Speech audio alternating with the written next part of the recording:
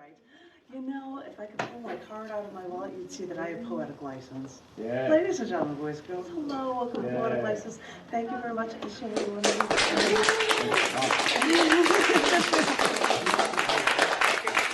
But I've been writing a poem every single day.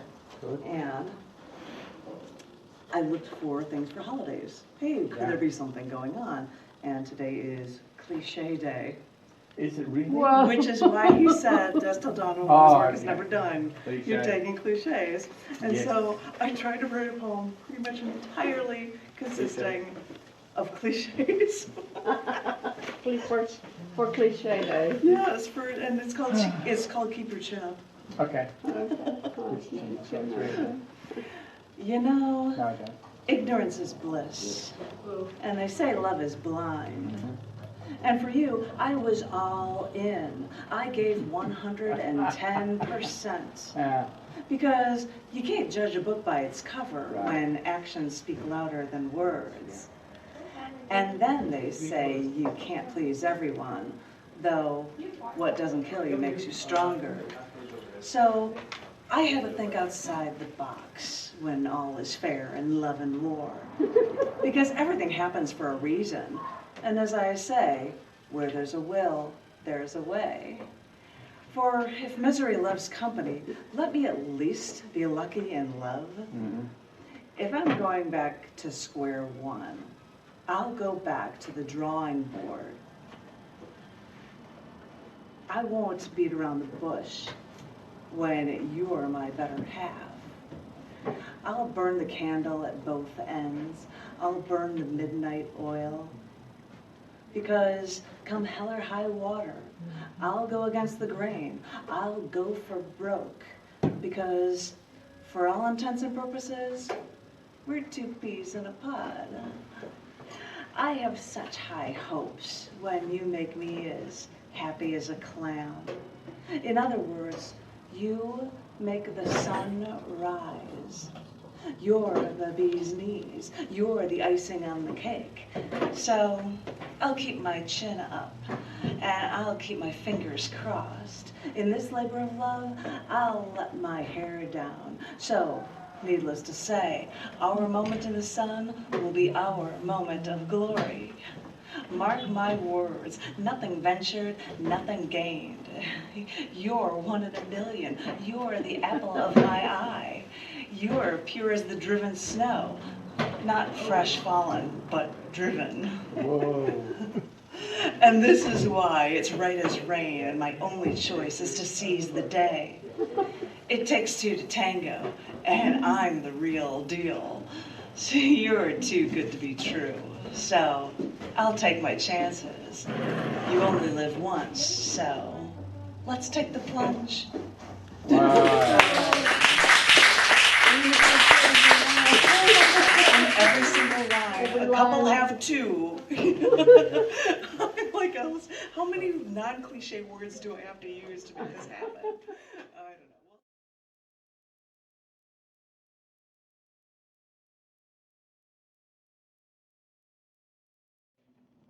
One of the cool things about the magazine around cc&d magazine, it used to be saddle stitched and I left it in bookstores and then it was in big pages and then I started having it so that you can print them in books, and now they are released as Amazon, ISBN books, and I write online. If there's anybody from an old issue that would like their thing reprinted, I'd be happy to do it.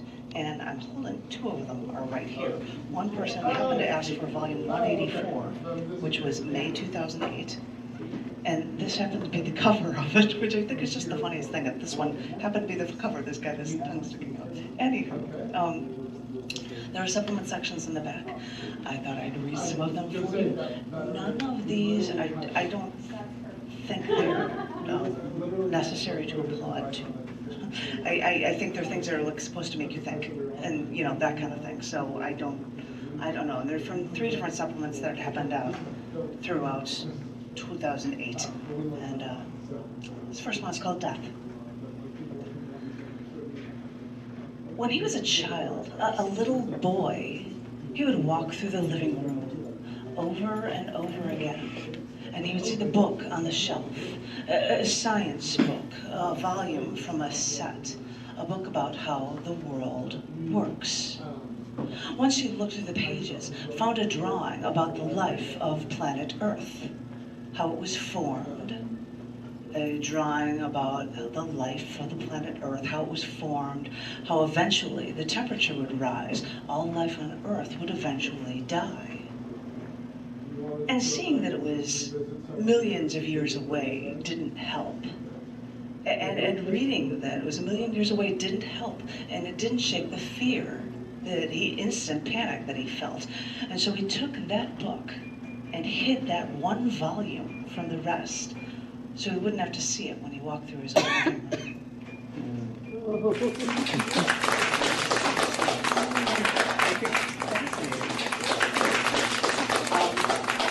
I did this Queen's Room shots for a number of years, so I've got a few in here that'll be that, so I'm preparing you for a couple of these. These were based from quotes.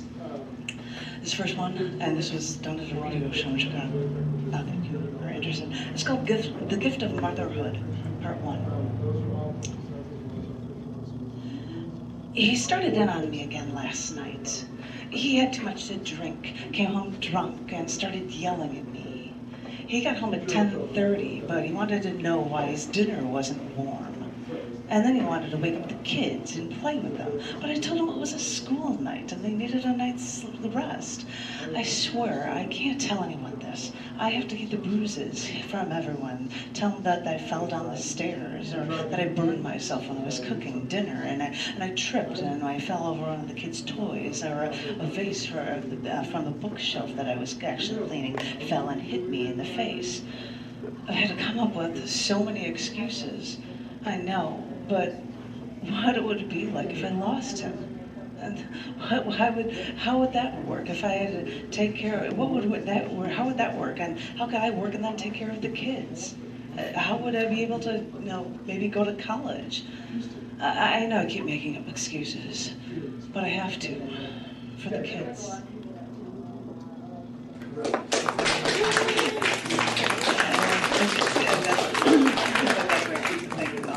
This one's called Thank You, Women Who Work. Number 1. I'm only reading one of them for you. Lucky you. Thank you, women who work. Thank you, women who work, because you take on the responsibility of men while still having to be mothers, wives, good little daughters, and feminine creatures. Thank you, women who work, because you're the ones that we can blame when the family falls apart. Thank you, women who work, because you make a point of doing more than your fair share without being paid fairly, even though no man would ever think to do the same for you. Thank you, women who work, for you know you have to prove yourselves over and over and over again, and it still isn't enough, so keep up the good work, ladies.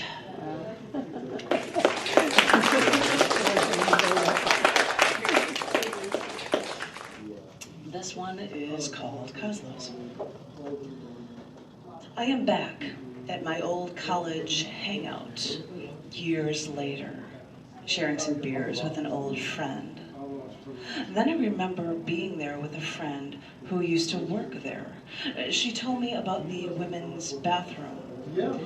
In all my years, I had never been there. She said, women write on the wall, at the left of the stall, women write that they've been raped.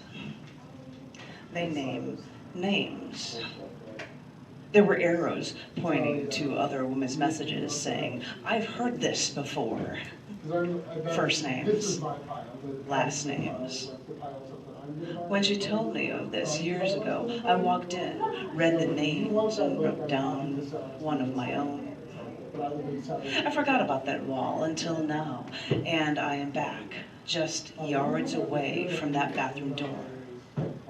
I get up, walk, open the door, years later. All the names are still there. Jake, Jay, Josh, Larry, Matt, Scott. I can even still see my own handwriting. It didn't take long to find it.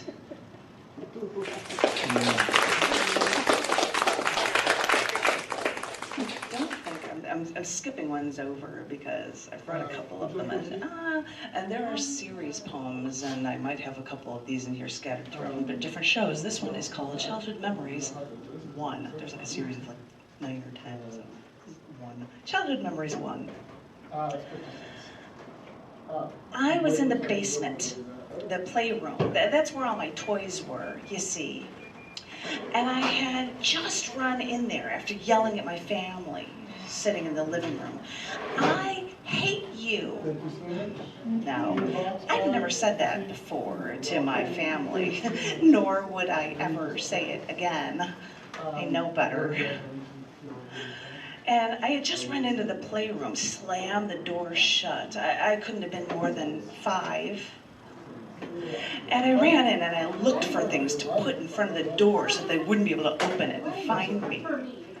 I looked at one of my chairs for my little play set and dragged it over to the door. And then I took that little schoolhouse from Fisher Price Toys. The side opens up and it has this chalkboard, blackboard and everything on it. I took that little schoolhouse and I put it on that chair, guarding the door, patiently obeying my orders. I was running around looking for something else that I could carry to the door when I heard the doorknob turn. And my sister, with one arm, pushed all of my toys away and opened the door. I knew I had been defeated. Oh. This one is called Christmas Eve. We made dinner, a fettuccine alfredo with chicken and duck, vegetables, bread. We ate and couldn't finish everything. We were putting on our coats, getting ready to go to midnight mass. I decided to pack up our leftovers, give them to some homeless people on the main street. We got in the car and drove to Broadway and Berwyn. I got out of the car, walked over to a man there, asked him if he was hungry. I got the bowl of noodles and the gallon of milk out of the car. Another man walked over to me. I told them to promise that they would share. I got in the car. We were just driving. And all I could think was that these 2 men were in the cold, eating pasta with their fingers on Christmas Eve.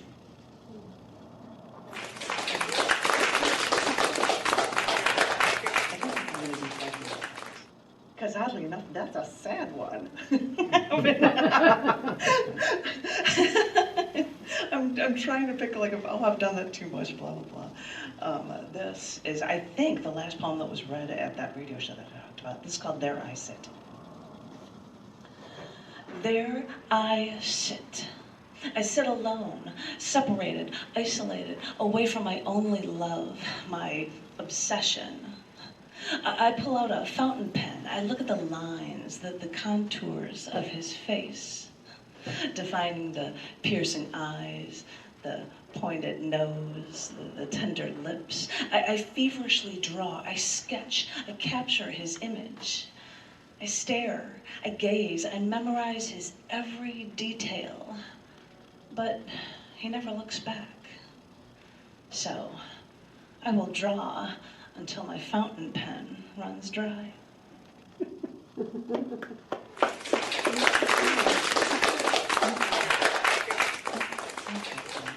Yeah, I gotta book some of those. I'm gonna see what some of these are. This is from a beach feature, so.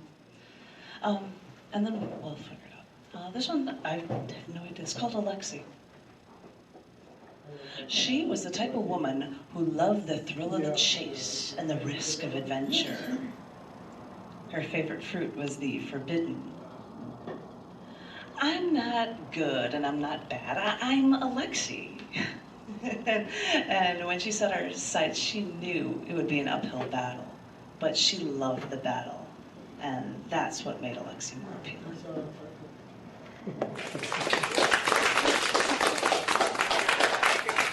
I haven't read this one either. These are all strange and new to read to you. This one is called A New Patient.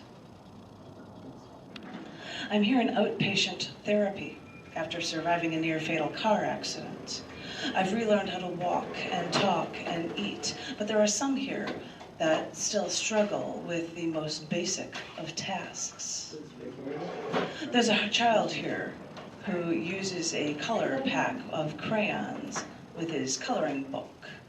I don't know how many colors are in the pack of crayons, that they're not Crayola, that much I've gathered. The boy is with his mother, and the mom seems to have a better grasp of language than the average adult. Does the mother or the son have a patient here? I've always wanted to ask about any new patients. There's a little boy. This little boy can speak well and walk. That's important for little boys, to be able to walk and talk well. I wonder if the average patient here learns to walk or dress or talk or learn or eat. I've learned that while I was still in the hospital, but this is just something I wonder about periodically. I don't usually interact with the other patients, so I'm forced to wonder about these things from time to time.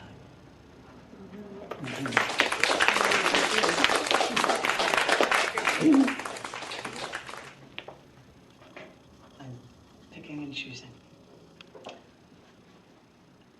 I may have shared this one to somebody here before, but this one's a funny one. This one's called Catching a Muscovy. One year, Doc Wiggins decided he wanted to shoot one of the Muscovy ducks and have it for Thanksgiving. As far as ducks go, the Muscovy are pretty ugly. The males look something like turkeys, and in Southwest Florida, in the heavy populated area, they are so used to people that they will just walk right up to you, expecting food. Well, one year, bless his heart, Doc Wiggins decided he wanted to shoot one for Thanksgiving dinner. So I taught him how to use my rifle, and we went to a nearby lake. And then Doc started to worry. What if my bullet ricochets off the water and hits something else? So he was in a bit of a panic, trying to figure out what to do. So I told him to just sit tight a minute. And sure enough, a Muscovy walked right up to him and looked up at him. So Doc looked at me, and then at the duck, and then just picked it up and walked away.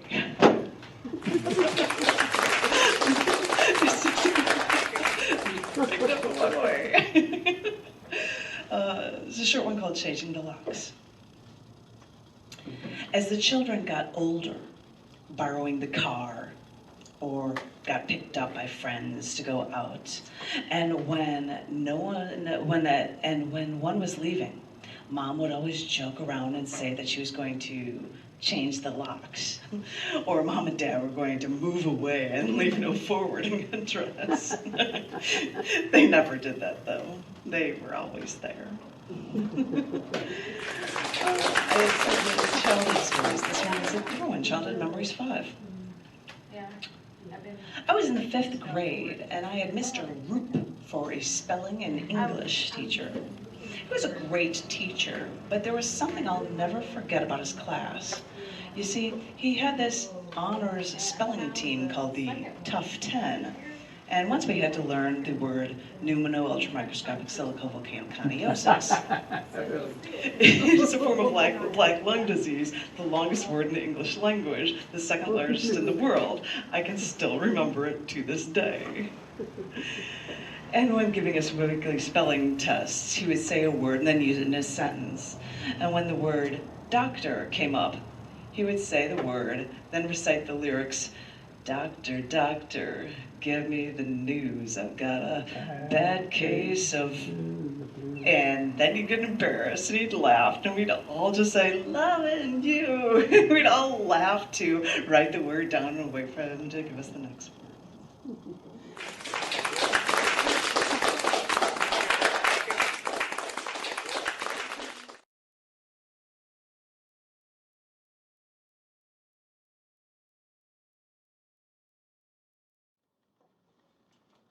Just because I was reading from this book, that was the time. I thought I would read a few more from it, and they are pieces that were a beach poet's thing. Sometimes you look for a place to be able to have a regular poetry open mic, and a lot of places want you to pay or whatnot. And one woman in Chicago years ago, she's like, fine, I'm gonna get a thing and make sure that this is okay, and we're gonna pick this one same spot on the beach during the summer every year, be beach poets, and we would have features, and that's gone on for 25, well, that was 20 years, it's probably 28 years that she's been doing that there, yeah, so if you can't find a space, there might be a space somewhere in public just to be able to do something like that, which you couldn't do it year-round on the beach in Chicago. It might not be fun. And and she ended the show this one time. She was there late, and cops were coming by. They're like, "Sorry, you have to go. The beach is closed." And she's like, "What? Like, what happens to the beach? Does it go away at night? What do you mean it's closed?" And so she made this funny thing about, like, what do you mean? What do you like sop up all the water? How does that happen? And she would read that at the end of every one. And now that I've just talked way too much about this performance space, I'm going to read some poems that were read at one of them for you. And they have no theme. I have no idea. So we'll just see how it goes. This one is called Climbing Trees. It was written with 2 people. If I couldn't climb trees, I'd wish for a tree house, so I could see the world from a different view, so I could feel like I have conquered. Big trees, more fun, that's what I'd think. Then, when I'd get just above the height of our roof, our garage, as a matter of fact, then that fear would set in.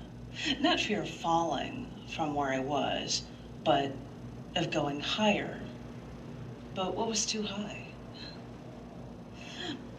One of my coworkers decided one day that he wasn't going to try anymore, that no one cared if he did a good job, so he just wouldn't bother. And I thought, your coworker shouldn't be the scale that you judge yourself on. You should be your own scale. You should be trying because you need to know that you can do better than what you are. And then I thought, maybe he never climbed trees. I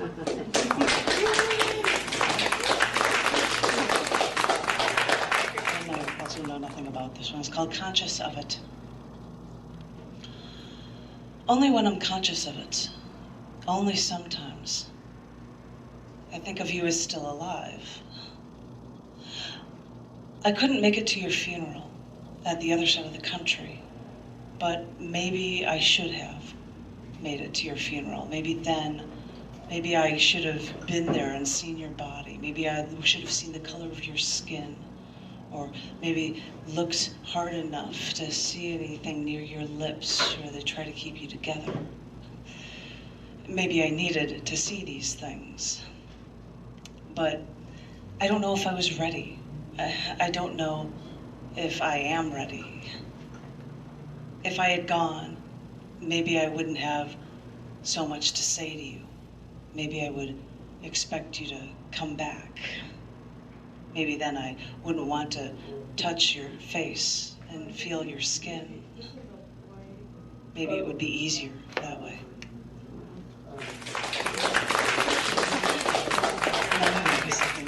That's humorous. This is a true story. I swear it's a true story, but it's not me. This piece is called False Suicide. A woman called the station once, said, "My daughter has been depressed lately, and she's talking about killing herself. And she's an early riser, and she hasn't returned any of my calls. Could you go over there? I'm afraid something terrible has happened." And so we said we'd go there, and we got into the squad car, and we went over to the woman's house. All the doors were locked, and we started looking through windows, and I saw her on the bed, stark naked, with her tongue sticking out, quite dead looking. Now, this is kind of strange because women usually commit suicide dressed well. In all my years, I never seen a woman commit suicide naked. Well, my partner kicked the front door down with his one kick, and we went back to the bedroom. And I was going to grab her hand to see if rigor mortis had set in, if she was cold. and see if she was like stiff. And that's when I grabbed her hand, and she jumped up and screamed. And then she saw another police officer with me, and she started to calm down. And we said, your mother thought you might have killed yourself, and she knows you're an early riser. All she said was, damn mother, under her breath. It's not me. Not me. Cop would say these stories, and I'm like, oh my gosh, I just have to write these down. Or something, they're just the best. Oh, I'm sorry. Okay, this one's called Hiding Vices. It starts with a quote from John Leroy Coffin. No idea. The way I see it, the Bible is so popular because of its many confusions, in which it is possible to hide any vice or combination of vices. That's the quote. I met a man once who told me that he prayed to God every night.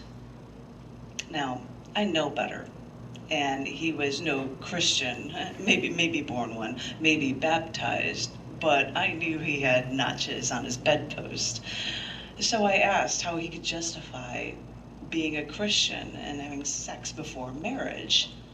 And he said, it doesn't say in the Bible that you can't have sex before marriage. And so I checked, and the closest thing I could find was thou shalt keep thy marriage bed pure. And I wonder who misconstrued the words first. This one is called Twin. Bigger pieces to make you think, what? What? This one's called Twin. They tell me I was born 2 months premature, the first of twins. They tell me it was difficult, my birth. I still can't hear in one ear. I have an indentation on my chest on my right side from where they had to stick a tube in me to keep me alive. They tell me they kept Douglas alive for 3 weeks, but he just couldn't survive. I wonder what it would have been like to have someone look just like me. We could switch places, fool everyone. We'd be inseparable. My family doesn't talk about him much, but sometimes I still think of him. Maybe with medical world today, he would still be alive. Sometimes I feel like I'm not whole.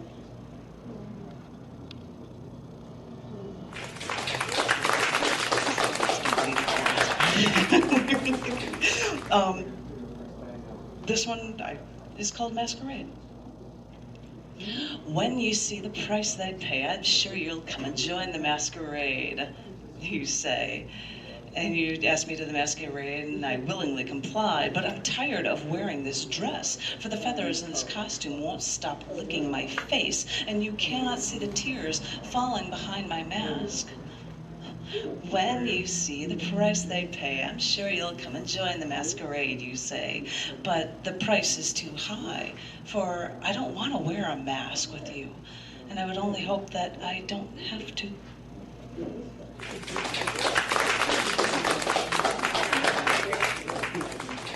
These are the strangest poems, but I'm reading them for you. This one's called Raking Leaves. Too many leaves. Let me help you, I say. Let me hold this bag from you. You've grown so much. You're doing all this hard work now, and every year there seems to be more and more leaves. It's too much for your father to do. Too many leaves.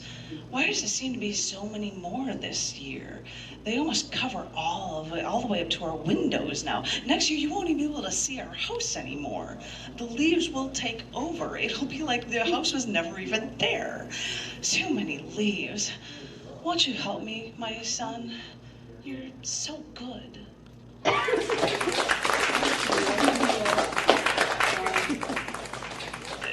Two more. I got nothing for themes, and that's right around 15. And then I get to hear me singing. This one's called, they called it Trust. Do you remember when it was 11:30 p.m. one night and you asked me what I wanted to do. I told you that I wanted to take a bottle of champagne and climb onto the roof of your house and toast into the pouring rain. You asked me why I said that, and I just shrugged and just said flippantly, it's something to do. But I was testing you. I was afraid to ask if you would follow me if I told you to trust me. And that is when I trusted you, when you poured champagne and I kissed you. And a more weird one, but we'll see. This was called The Tribe. They tried to hold me down. They tried to keep me in. They didn't understand. I was different, they said. As day after day, I led my life with the interrogation lamp shining into my face. They tried to change me. They tried to bend my will. They wanted to break me. We don't like you, they said. But every day I faced the battle in splendid silence, knowing that all like me would understand me and thank me. They tried to make me beg. They tried to make me cry. They wanted me to conform. We don't need your type, they said. And I ignored them, for I couldn't let those who didn't understand and didn't want to learn or respect or treat me as human destroy me. Yay. Exactly. As weird as we can all be. So, thank you for everything.